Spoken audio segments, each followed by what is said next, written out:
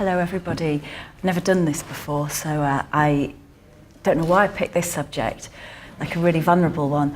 But that's the one that had energy for me, so that's why I picked it. So here I am.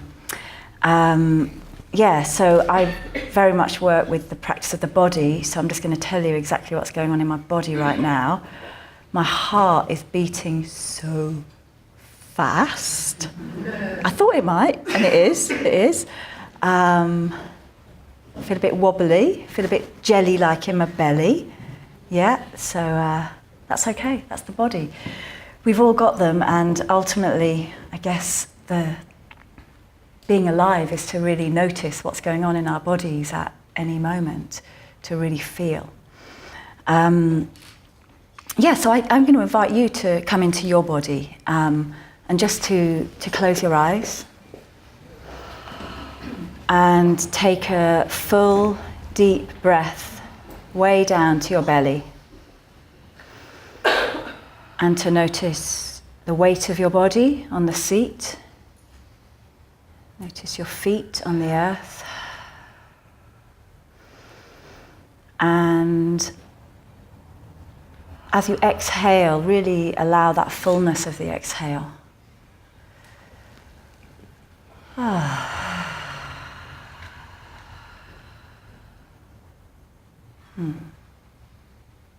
It's easy, isn't it?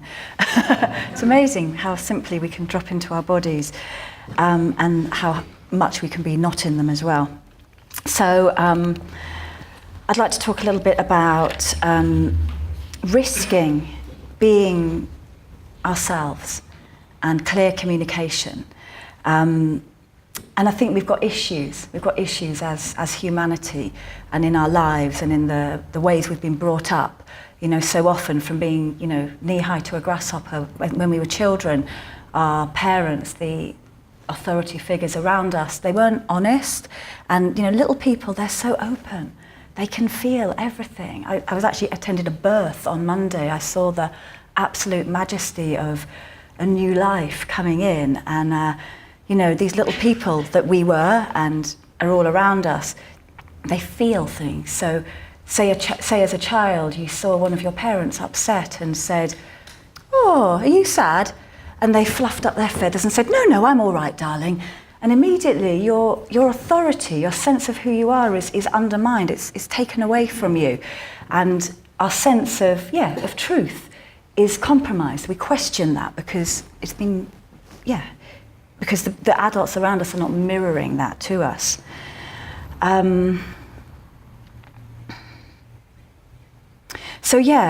This issue around communication, finding where our authentic yes is in any moment, where our authentic no is. And when we're not sure, and so often it's completely back to front around us. People say yes when they mean no, they say no when they mean yes, they say they're sure when they're not sure, and we're doing that as well. And if we're not careful, there's just this quagmire going on. So where's the truth? Where's the truth? Well, we have to find the truth, and every speaker already has spoken about that. We have to be the change. We find it in ourselves. I would just mention one just quickly here. Other people have mentioned it as well. That if there are issues in your life where you really do question that things aren't working for you, that you really are struggling, find help. It's there. It really is there. It's about that feeling, that honesty within, whatever that is, to find a therapist, work with a tantra teacher, somatic practitioner. So let's have a look. There's the great teacher out there in, lots of people will have come across her, Brené Brown, and she talks a lot about vulnerability. She's a wonderful woman, she's got great humour. And she talks about wholehearted people, how they have the courage to really live their lives, compassion for themselves, compassion for others, kindness, just risking that authentic connection, and are truly vulnerable. What she doesn't talk about so much is what it is to truly be in the body. In my work, in my practice, and it's totally been a part of my journey to come back to the body. When I first came to Tantra, that was, how long ago was that, Sue? 2005, it's a long time ago that. I just didn't really know myself. I couldn't own my sexuality, and I knew something was really out of sync with that. I had good experiences, I had crappy experiences, and they were generally to do with the other person. I didn't own that. So it's been this incredible journey to really come to the body and feel presence, to feel that presence. And one of the things that we really do a lot in the Tantra journey and the Tantra work is to massively separate giving and receiving. Sarah spoke earlier about this kind of script that we often go through. It can be very repetitive, and it can be nice. I'm not saying it's not lovely to kiss and touch and grope and fuck, you know, these things are great. But actually often they're not great. They can just be formulaic and full of expectation, and this kind of merge, this apparent merge that's going on that we like to think is union, but it's not, because we're not being honest. We're like, someone's touching us and we say, we think, oh, they're doing their best, that's great. I'll go along with it. I'll go along with it because they're trying. So we totally change that in the Tantra arena. We really separate out giving and receiving, so the person receiving can truly surrender to their experience, and the person giving is in service. They are in honouring service. So when the person who's receiving doesn't like something, they can truly say that and, you know, bring that awareness. It's got nothing to do with the ego, you could say, of the person giving. That a no doesn't mean you've done it wrong. It means, oh, I'm just feeling into that. And this quest we go on to more finely tune our awareness in our body and our honesty is an incredible journey that I really recommend. And expanding that repertoire. It's like we do all these exercises, but we don't just do them for the purpose of the exercise. It's like, you know, you do become this much more expanded sense of what your sexuality could look like and your whole life could look like. It's another thing we often talk about in the Tantra arena, that how we are in our sex is how we are in our lives. So if things are out of alignment in our sexuality, it's going to be affecting every other part of our lives. So, you know, it's a good way to sort out your whole life by addressing your sexuality. I've totally lost track of time now. Let's have a look here. So pleasure, I want to talk a bit about pleasure. So pleasure is our birthright, whether we've been brought up with those beliefs or not. So, you know, a lot of that vulnerability we can feel about sexuality is just because of these inherited beliefs. And I'd like to just read a little quote that I really like by Dossie Easton, who's an American sexuality teacher, and she's really reclaimed the word slut.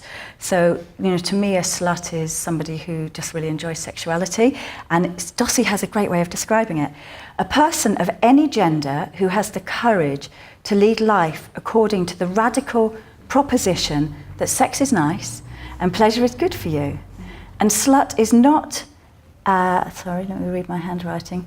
Slut is not, I actually can't read my handwriting. What is that word? Okay, slut is not about the number of partners you have, but by the respect and care you show them. And I'll add that respect and care that you show yourself. Presence. Yeah, I just want to talk a bit about, I suppose, some personal experiences of being vulnerable and really kind of opening myself to what is there. So one of them, you know, this idea that's already been spoken about, that we're meant to kind of just be these sexual beings and everything's working. And I had an experience with a friend, and they were touching my body, and I felt frozen. I felt frozen in myself. I felt so disconnected through all my being, and this person's touching me, and I'm saying, I just said, well, this is how I am. Just to be able to be that honest. You know, none of this, oh God, I need to show up, I need to act something. It's like, actually, I'm frozen right now. and somebody's here touching me. So I just asked for loving touch, and through that absolute presence of someone just being so loving, just feeling the body begin to melt and soften. And it's just the most incredible thing to be able to create these opportunities in our lives. Let go of that script. Let's be present to how it really is. Another example, so one of the things that happens along this Tantra journey is in the celebration of your own body and celebration of your naked body and enjoying your body and dancing with your body and being seen, spontaneity, exhibitionism, voyeurism. So I learned all these things in the Tantra arena, and then it's like, oh, how do you bring that into real life? So I was with a lover who said that they'd like me to dance for them. It's like, okay, I might do. Yeah, I'll find a time. I was there for a couple of days, and one day went by, and then the next day it was the night, and I just said, oh, I'm too tired.